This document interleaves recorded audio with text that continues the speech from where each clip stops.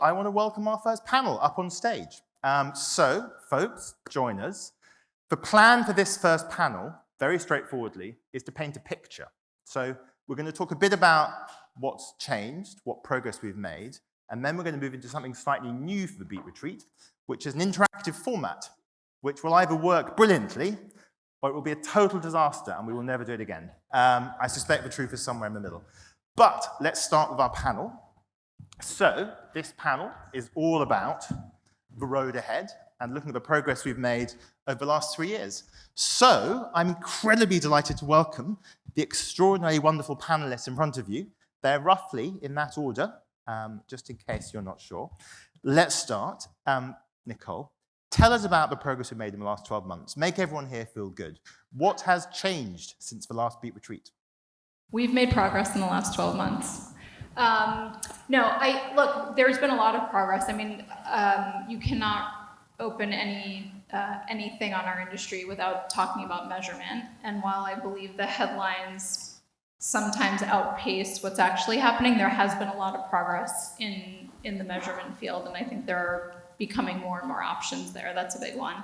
And also, from a client and agency perspective, I think there's a lot more sophisticated work happening in the advanced TV space, and just in the last several years, but I think it's accelerated over the last 12, where we're starting to get much more sophisticated marrying linear, addressable, streaming, all the pieces of the puzzle for brands and agencies. And I think at the end of the day, that actually is the most important piece, because if we start all working together closer to the buy side, that's when I think the magic starts to really happen for all of us. Cool. Dave? Yeah, I think the biggest thing in the last 12 months since we were here, probably with the coming out of the pandemic, it's, to Nicolle's point, I think we are actually truly seeing an industry that's focused on what does it mean to be both linear and streaming together. That's become really the mantra of both the companies that own linear TV, but that also the streaming companies. And I think it's gone from this is the future, this is happening now, to what are the problems that we're going to have to solve to make it a reality. And to me, there's like 3 specific areas where I think we've really seen an understanding. One's fragmentation, which is a recognition that there isn't some, perfect like panacea that's going to stop fragmentation. It's just going to get worse and more. 2 is fit, that a lot of the digital technologies and approaches are just not going to work for this combined connected TV and TV world. And then the 3rd is fluency, and that it's not just going to be won by digital people or not just to be won by TV people, linear people, but we're actually going to have fluency across both, and we're going to have a better understanding. Dave, thank you. Katie? Yeah, hi. I think first I'll agree on measurement, because I think it's just super exciting to see the acceptance, the new approach, I guess, to measurement. I don't think, it wasn't that many years ago that it didn't seem possible that there would be others in the world besides a Nielsen and a ComScore. So I think the advent of new companies and the way we're thinking about that, and I think especially those that really seem zoomed in on attention. So I get excited about sort of where we're headed on the measurement front. I think another fun thing that we saw happen over the last year that maybe caught us a little by surprise, at least the level to which it has grown, is just the adoption of ad-supported VOD. So I think especially within fast channels, I think it's just kind of caught us by surprise how quickly, not that it wouldn't grow, but how quickly it has grown. And I think it's just such a nod to the ad world. And the acceptance of advertising, and sort of that, I think we all kind of woke up from the pandemic and said, wait a minute, how many of these subscriptions did I sign up for? And that fatigue that we're seeing on the SVOD side, I think is really playing out nicely on the ad-supported side. Cool, thank you, Katie. Adam? Yeah, and I think of 3 things that I've seen in the last year. One, it's no doubt that more people are streaming now. And with more people streaming, the industry is starting to accept streaming as being just TV. It is just TV. I think the second thing, at least from my purview where I sit, is that we are seeing this resurgence in local marketing and local advertising, and the ability to hyper-target where audiences are, and not just spray and pray, but to use both national and local as a complement. And then the third thing is I've seen a number of brands be willing to lean in and try different things and to accept different types of measurement and different types of attribution. And so now you're starting to see a whirlwind of acceptance in the marketplace for where the future is going. Cool. And Sean? I mean, maybe to take the other side of Dave's point, the theme of consolidation has been big for us. So clearly consolidation among media companies. We have a smaller number of really large organizations now that we're focused on. Consolidation among technology, we're a product of that, clearly, in terms of bringing best-of-breed technology from across the industry together under one roof. And really on the buy side, this theme of consolidation, buyers wanting to go deeper with a far fewer set of customers, it's central to the conversations that we're having. So I would say the consolidation theme has been big for us over the last 12 months. It's been a busy 12 months. Okay, let's talk about collaboration. So my sense, possibly because of where I sit, is that there's never been a better understanding of the fact that if we don't work together, there's a bunch of stuff is really hard to do. I mean, Nicolle, your business is built on collaboration from the ground up. Why do you think we're seeing so much more collaboration in the industry, and which collaborations are really exciting you? Well, I think what we're seeing is that we all, or many companies in this room, are a piece of the puzzle. We're not the puzzle. No one company is the puzzle. And to my earlier point, I think we're also realizing that the more we collaborate with the endpoint in our industry, in my view, is the people with the money, the agency and the brand. What problems do we collectively need to solve for them? And then what piece of that puzzle are you know, and plug into the puzzle, right? So I think that's what really is happening, is that individual players really, like to Adam's point, national TV suppliers, local TV suppliers, we're each of a piece of the puzzle, right? We talk as if we're 100% of the marketplace, but each one of us is a piece of the marketplace. And at the end of the day, the buy side needs to have a comprehensive view in the marketplace, which is where the measurement providers come in and others, right? The analytics companies, the attribution companies.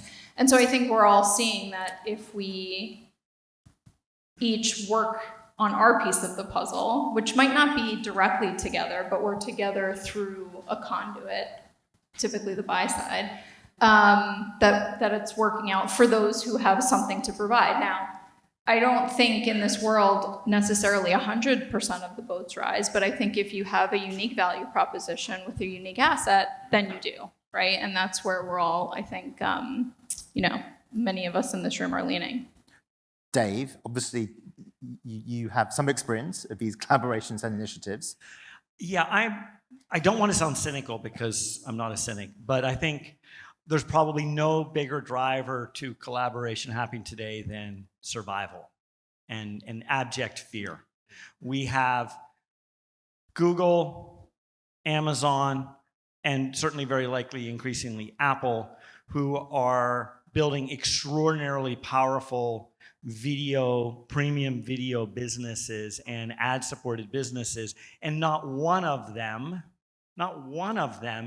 cares or looks to advertising as a primary revenue stream, or even cares about their video business as a primary business or even a secondary business. It's a tertiary business that has adjacent subsidy from either selling phones or free shipping or some way to spend money that you're making so much money on search so that everyone in the, every government in the world doesn't shut you down. And so there's nothing like having the fear of those 18-wheelers coming at you to say, hey, let's work together so we can survive. I can see you nodding, Adam and Sean. Yeah, I mean, I don't think I could agree any more with him. We're in a position now where things are changing in our industry, and I think out of desperation comes the need to innovate, and that innovation drives the collaboration, right? I think there are a lot of folks that are trying to figure out what do they look like tomorrow, and by working together with other people who want to know what it looks like tomorrow, they're getting together and thinking about things. You obviously mentioned the local space. Is there enough collaboration happening in the local space? I don't want any I just want to handle the local space. No, I think there's tremendous collaboration in the local space. You have to collaborate with inventory, you have to collaborate with tech partners, you have to collaborate with measurement partners, and you have to collaborate with others so that we don't eat each other's lunch, but we all help to kind of drive the business forward. Sean? Yeah, it's been a huge theme for us, like really focused on, okay, measurement partners, activating data on the supply side. How do we make that as seamless as possible so that a buyer and a seller can agree to something and it's really streamlined, we can reduce the waste versus having it be a huge task every time there's a different vendor involved. So we're really focused on enablement, working with all the necessary partners that folks are asking for in the industry to streamline that process. Katie, I guess you've obviously got a long track record of collaborating, obviously, as a business. Yeah, I love this topic. I think, I'm sort of a newbie to this space and to this job. And I think it's the collaboration in a large part that attracted me to it. And I didn't grow up with that. So I grew up in media sales. There wasn't a lot of looking, across town to see like what were the common issues that we should be working on together. We were all really busy, putting together rankers of all the ways we were number one. So this notion that we can kind of come together and tackle and solve things, I think is really compelling and really important. There's a lot of shit to fix, and we can only do it, I think, if we come together. But I think what comes from the collaboration is trust. And I think if we build that trust, that's when we really start to move forward exponentially. And I think that is just a function of like, if we want to get to unified supply and unified demand, we need sellers to really trust that their inventory is going to be managed and monetized and represented the right way. And buyers need to really trust that it's delivered right and counted right. And so if we don't have that discourse and that discussion, I don't think we can build the trust and get to the innovation that we need to really move us forward. A question to each of you. Is there any area which is screaming out for collaboration or standardization where we're not currently working hard enough to make that happen? Dave? Yes. Question. Does anyone talk to anybody that regularly watches streaming that doesn't bitch about the fact that frequency capping does not exist in streaming and the ad experience sucks for so many people? Particularly coming out of this election season when you can get 6 ads for the exact same candidate in the same half hour. Look, we can fix that, and that is existential, I think, to us being successful. So we did fix it for us, but I agree. That is for you, exactly. That is the Everyone biggest fixed problem. it just for themselves. That's not the problem. No, but it's not just for us. That is a huge problem in the industry, and it's what gives streaming TV a really bad image to viewers, to advertisers, to ever. So we work with our partners, some of whom may be on this stage, to ensure that we can start working towards fixing that problem. But I agree, that is a big, big problem. Can I challenge some of this like fear stuff? A lot of the challenges we're facing because of innovation. And I don't think that's a bad thing. So we actually have to create the problems before you can fix them. Because innately, when you're building technology, anybody in this room who's ever built technology, you build technology, then you say, oh shit, that didn't work exactly the way I thought. And then you go back and you bug fix and you do a variety of other things. And that is where we are in advanced television. The data sets, I'll speak for Ampersand. So when I came in 2018, none of the stuff that we have now was there. And it was getting built, it was getting aggregated, it was getting cleaned, we had to put it in a UI, we had to aggregate supply that wasn't aggregated. So all this stuff takes time, and only when you start pulling it together do you say, oh, okay, let me test this. Oh, that didn't work out exactly the way we thought, let's test it again. Oh, that was better. And the case of frequency and streaming, of course that's happening, and it's because none of this stuff existed not that long ago. It has to get stood up first, and we have to see how it all works together. And now you have the block graphs of the world, and of course LiveRamp and all of these identity providers that are also new to building advanced television technologies too, solving for it. But again, I'll go back to, it's all going to start with the buy side, because that is the first link in the chain that's going to, it's got to start with the brands and the agencies to determine what identity provider are we using for this brand, frequency cap from there, and then push out to supply. So it's all, all this stuff has to happen. The mess has to happen before we can clean up the mess. Sean?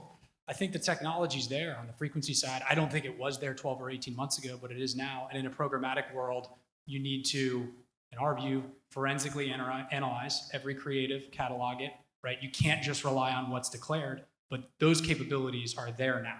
And so, yeah, it comes down to the consolidation or the collaboration of who's got the rights to which, section of the inventory and what's the communication between those entities. But I think the foundation is there to make it happen.